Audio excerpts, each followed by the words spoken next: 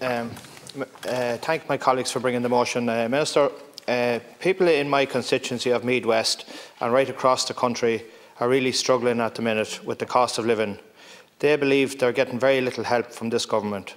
The rising cost for families continues to grow every week, with diesel up 46%, petrol up 35%, electricity 22.5%, gas up 28%, and home heating up a massive 126.6%, and solid fuels up over 20% in the last year alone. What all this means is older people staying in bed most of the day, as is the only way they can stay warm.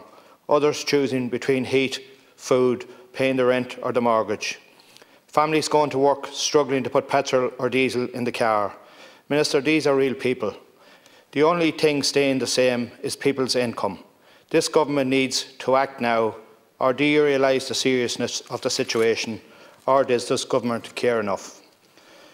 There is huge financial pressure on those who can least afford it.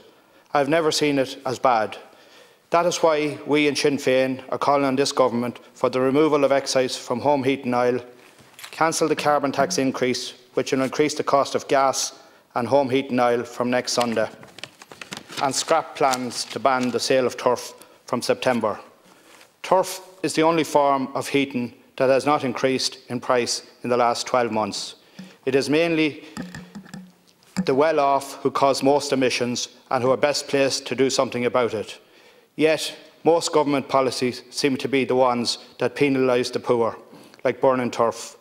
The importation of briquettes and peat from mainland Europe should be a greater environmental concern than stopping one neighbour from selling turf to another in a cost of living crisis.